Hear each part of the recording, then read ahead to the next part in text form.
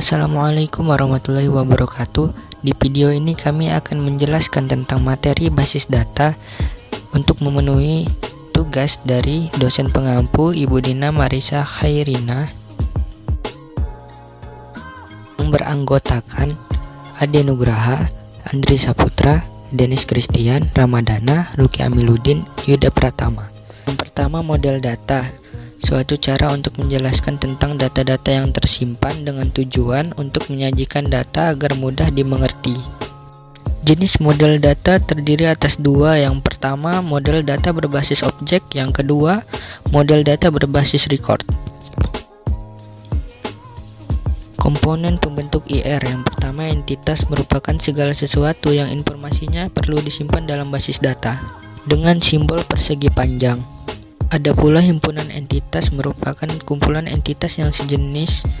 Contoh himpunan entitas semua mobil atau mobil saja. Macam-macam entitas. Yang pertama, entitas regular. Yang kedua, entitas dependent. Yang ketiga, entitas supertype. Yang keempat, entitas subtype. Atribut, karakteristik entitas. Jenis atribut, identifier dan deskriptor. Ini contohnya. Yang ketiga, relasi, hubungan antara beberapa entitas. Adapun himpunan relasi yaitu kumpulan relasi sejenis. Dan ini contohnya. Jenis-jenis relasi: one to one, many to one, one to many, many to many. Finalitas atau derajat relasi menunjukkan jumlah maksimum entitas yang dapat berealisasi dengan entitas yang model data. Model data merupakan kumpulan konsep yang terpadu untuk mendeskripsikan data. Model data minimal mengandung 3 komponen, yaitu 1. Struktur data, 2. Aturan integritas, 3. Manipulasi data. Model data berbasis record. Terdapat 3 macam modelnya data, yaitu 1. Model jaringan, 2. Model hierarki, 3. Model relasional. Model data berbasis record. 1. Model jaringan ini merupakan model yang merepresentasikan data sebagai kumpulan record dan ketergantungannya atau relasinya. 2. Model hierarki merupakan tipe terbatas model jaringan. 3. Model relasional merupakan model data yang didasarkan pada konsep relasi matematika atau aljabar relasi dan kalkulus relasional. Pengenalan model relasional ini memiliki tujuan atau sasaran untuk 1. Meningkatkan derajat ketidakbergantungan data. 2. Memberikan landasan semantik. 3. Memungkinkan adanya perluasan bahasa manipulasi. Beberapa istilah penting pada model data relasional. 1. Entitas, atribut, data evalu, domain, record, table, derajat, kardinalitas relasi. Skema relasi tersebut memiliki jumlah atribut derajat relasi 7. Semua atributnya diasosiasikan bertipe char, namun memiliki nama. Selanjutnya adalah dari model data pada bagian 3, yaitu tahapan buat diagram lanjutan. Yang pertama adalah spesialisasi dan generalisasi. Melakukan proses spesialisasi maksudnya adalah sebuah himpunan entitas lalu kemudian dilakukan pengelompokan yang melahirkan himpunan entitas baru, proses top down. Yang kedua adalah sedangkan proses generalisasi maksudnya adalah mengelompokkan kelompok-kelompok entitas yang disatukan dalam sebuah himpunan dengan atribut yang sama akibat proses pengelompokan yang tidak dipertegas dengan adanya perbedaan atribut, sehingga pendekatan ini bersifat bottom up, mula-mula terpisah tetapi kemudian menjadi satu. Ini adalah contoh penggambarannya. Yang sebelah kiri adalah spesialisasi, yang kedua adalah bottom up. Catatan, spesialisasi dan generalisasi merupakan dua proses berlawanan yang ditekankan dalam spesialisasi. Yang ditekankan dalam spesialisasi adalah perbedaan antara kelompok entitas, sedangkan dalam generalisasi ditekankan adalah persamaannya. Adanya spesialisasi dan generalisasi diwujudkan dalam notasi relasi yang khusus yang biasa disebut relasi ISE yang berasal dari ISE. Selanjutnya, agregasi. Sebuah relasi terbentuk tidak hanya dari entitas tetapi juga menyusun relasi lain. Hal ini dapat diakomodasi dengan agregasi. Contoh relasi antara himpunan entitas mahasiswa dan mata kuliah. Ada sejumlah mata kuliah yang membutuhkan kegiatan praktikum, tapi tidak semua mata kuliah. Kegiatan praktikum ini tidak wajib diikuti oleh mahasiswa yang mengulang, karena di semester sebelumnya tidak lulus. Bagaimana penggambaran agregasi? Berikut adalah penggambaran agregasi. Himpunan relasi mengikuti menunjukkan entitas mahasiswa yang mengikuti kegiatan praktikum tertentu dalam mempelajari suatu mata kuliah yang memang membutuhkan kegiatan praktikum. Himpunan entitas praktikum memiliki atribut kode underscore text sebagai K. Atribut K pada himpunan relasi mengikuti menggunakan K, di mana kode underscore text berasal dari himpunan entitas praktikum dan entitas kode underscore pool diambil dari himpunan relasi pelajari. Dekatan NIM dan kode underscore pool tidak berasal dari himpunan entitas mahasiswa dan mata kuliah, karena yang ada di himpunan relasi mengikuti hanyalah masalah NIM plus kode underscore pool yang sudah ada di himpunan relasi, sehingga ada faktor kronologis yang ingin ditunjukkan dengan adanya agregasi, di mana sebuah relasi hanya akan ada jika telah ada relasi lainnya. Ini contoh penggambarannya, ada agregasi tanpa kronologis. Diagram R tanpa kronologis seperti di atas akan menggabungkan faktor kronologis sebagaimana dilakukan sebelumnya. Kedua himpunan relasi merupakan himpunan relasi yang saling bebas, tidak memiliki ketergantungan satu sama lainnya. Sebenarnya tidak demikian. Sekian, terima kasih. Transformasi model data ke basis data fisik. Di sini kita harus memahami konsepnya, yaitu yang pertama, tahap penerapan basis data diawali dengan melakukan transformasi dari model data ke dalam skema atau struktur basis data. Diagram ER akan direpresentasikan menjadi sebuah basis data secara fisik. Komponen-komponen diagram ER yang berupa himpunan entitas dan himpunan relasi akan ditransformasikan menjadi tabel-tabel dalam kurung file-file data yang merupakan komponen utama pembentuk basis data. Atribut-atribut yang melekat pada masing-masing himpunan entitas dan himpunan relasi akan dinyatakan sebagai field dari tabel-tabel yang sesuai. Transformasi umum atau dasar. Aturan umum dalam pemetaan model data dalam kurung level konseptual dalam abstraksi data yang digambarkan dengan diagram ER menjadi basis data fisik. Level fisik dalam abstraksi data adalah: yang pertama itu setiap himpunan entitas akan diimplementasikan sebagai sebuah tabel dalam kurung file data, seperti pada contoh di bawah ini, di mana himpunan mahasiswa dibentuk menjadi tabel mahasiswa yang berisi name, nama mahasiswa, alamat mahasiswa, dan tanggal lahir. Yang kedua, relasi dengan derajat relasi one-to-one yang menghubungkan dua buah himpunan entitas akan direpresentasikan dalam bentuk penambahan atau penyertaan atribut-atribut relasi ke tabel yang mewakili salah satu dari kedua himpunan entitas. Yang ketiga, relasi dengan derajat relasi one-to-n atau one-to-many yang menghubungkan dua buah himpunan entitas juga akan direpresentasikan dalam bentuk pemberian pencantuman atribut key dari himpunan entitas pertama yang berderajat 1 ke tabel yang mewakili himpunan entitas kedua yang berderajat n. Atribut key dari himpunan entitas pertama ini menjadi atribut tambahan bagi himpunan entitas kedua. Relasi dengan derajat relasi end-to-end atau many-to-many yang menghubungkan dua buah himpunan entitas akan diwujudkan dalam bentuk tabel atau file data khusus yang memiliki field tempatnya foreign key yang berasal dari key dari himpunan entitas yang dihubungkannya. Selanjutnya tentang penerapan himpunan entitas lemah dan subentitas. Penggunaan himpunan entitas lemah weak entity set dan subentitas dalam diagram ER diterapkan dalam bentuk tabel sebagaimana himpunan entitas kuat strong entity set.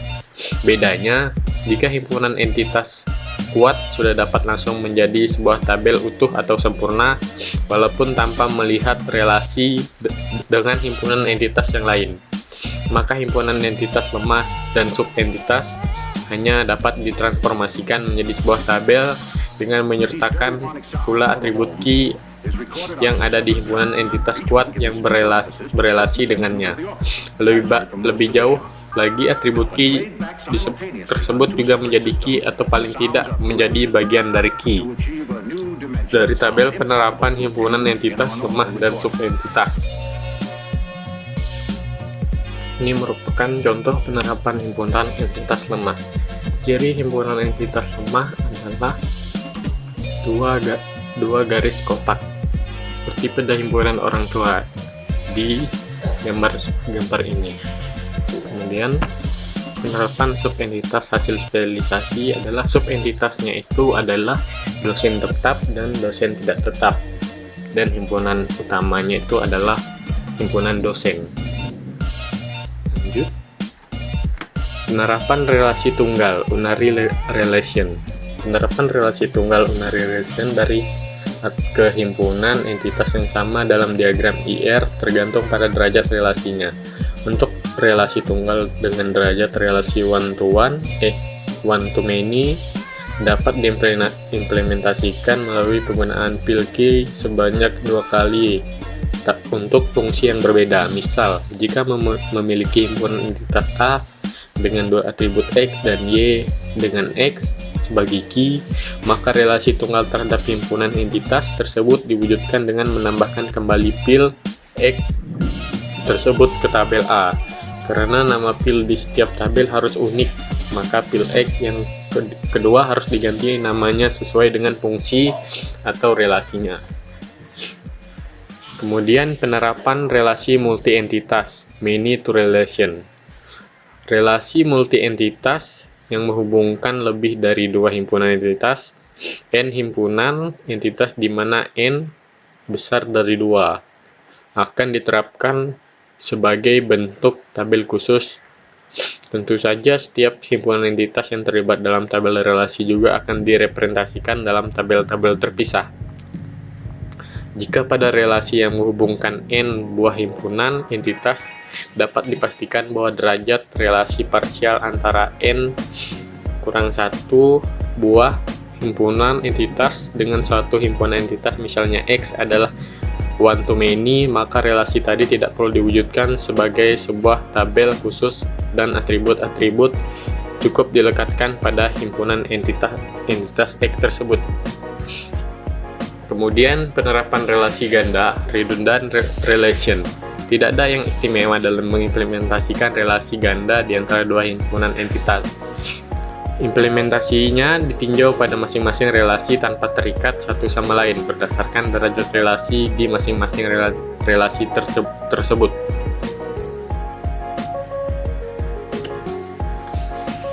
Masih dari penerapan basis data lanjutan dari pemateri sebelumnya, dalam penerapan basis data itu ada penerapan spesialisasi, di mana terhadap sebuah himpunan entitas akan menghasilkan sejumlah himpunan entitas baru.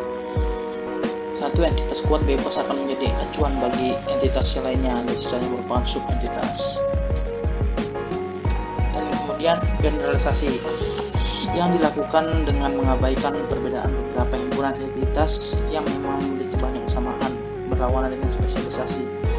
Terhadap implementasi relasi justru akan mewujudkan jumlah himpunan entitas menjadi sebuah tabel saja. Nah, untuk tetap mengakomodasi adanya perbedaan tersebut, maka tabel akan ditambahkan sebuah atribut yang nanti akan diisi dengan kode khusus yang menyatakan perbedaan tersebut. Nah, contohnya ini ada tabel dosennya yang dimana spesialisasinya itu NIP sebagai penandanya. Nah, kemudian pada generasi mana entitasnya itu sebagai penanda itu program studi sebagai atribut tambahan untuk mengakomodasi perbedaan kelompok entitas. Dan kemudian penerapan agregasi dapat dipandang sebagai relasi umumnya yang menghubungkan dua himpunan entitas. Nah, di sini agregasi ini fungsinya menghubungkan antara spesialisasi dan generalisasi. Karena relasi ini dibentuk dari relasi kedua penerapan tadi. Nah, contohnya penerapan ini ada penerapan pelajari, mengikuti, dan praktikum. Relasi mengikuti merupakan bentuk agregasi relasi mempelajari dan entitas praktikum. Karena derajat relasi terbentuk adalah UN, maka relasi mempelajari maupun relasi mengikuti masing-masing akan dipresentasikan dalam tabel khusus terpisah. Nah, contoh ini bawah. Next, DBMS data cara penampilan penamaan field, pilihan tipe field serta fitur-fitur tambahan untuk struktur kabel berbeda-beda di antara satu DBMS dengan DBMS lain. Menentukan struktur kabel khusus dan menetapkan struktur kabel khususnya. Nah, ada data angka numerik atau alfanumerik, data numerik, bilangan bulat, bilangan nyata. Ada data bilangan bulat atau ulang integer, dan ada data bilangan nyata, single atau double. Nah, ada juga namanya data uang, dimana jika DBMS yang digunakan menyediakan tipe data khusus untuk menyimpan data uang bisa bertipe money atau currency, maka tipe ini paling bagus untuk menerapkan pada field yang menunjukkan nilai uang. Pemakaian tipe ini akan sangat membantu, terutama dalam mengatur tampilan data yang seringkali dinyatakan pemisah ribuan, jutaan, miliar, dan adanya pemakaian mata uang, contohnya rupiah dan dolar. Bahasa query terapan. Bahasa query terapan memiliki dua inti, yaitu struktur query language atau SQL dan struktur dasar.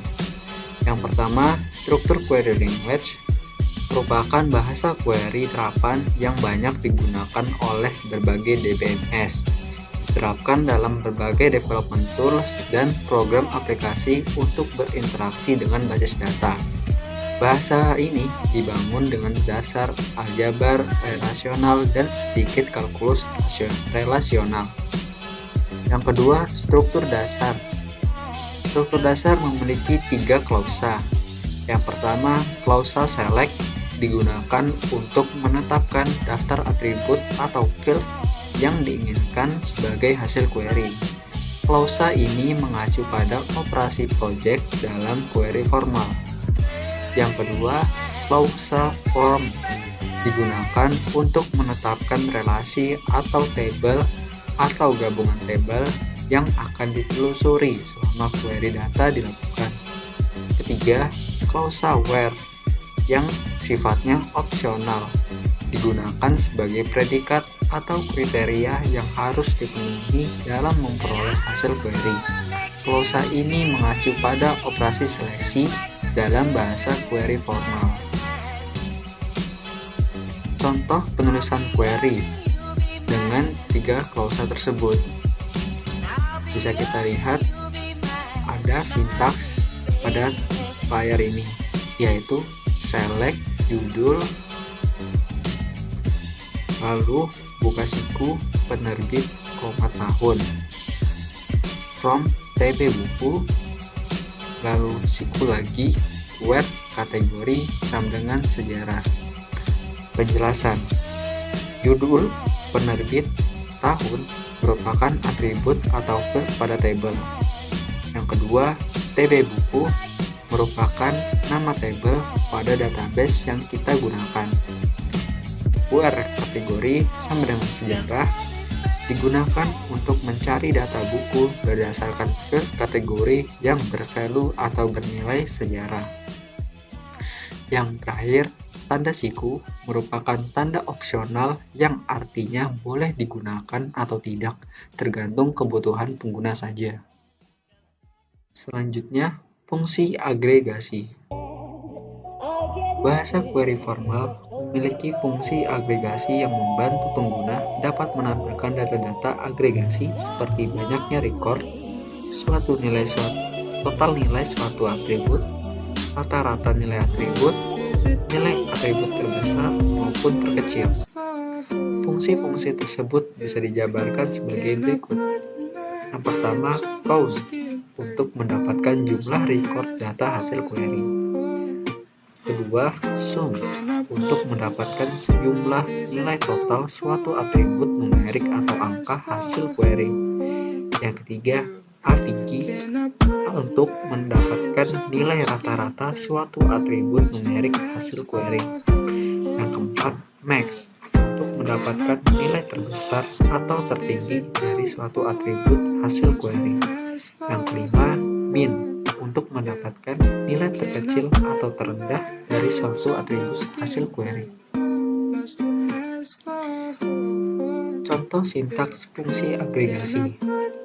Sebagai contoh, kita akan mencari jumlah mahasiswa unggul yang mengambil jurusan sistem informasi. Maka dapat kita ketikkan perintah atau query count sebagai berikut. Select count dalam kurung bintang from TB mahasiswa where jurusan sama dengan sistem informasi. Lalu sebagai contoh lagi, kita akan mencari harga termurah dari data tiket pesawat. Maka dapat kita ketikkan perintah atau query min sebagai berikut. Select min dalam kurung harga tiket from TB tiket pesawat. Banyak. Assalamualaikum warahmatullahi wabarakatuh. Mana ini N-nya? Mana N-nya?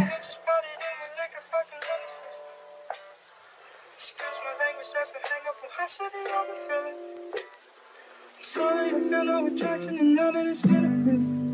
'Cause I've been so long, so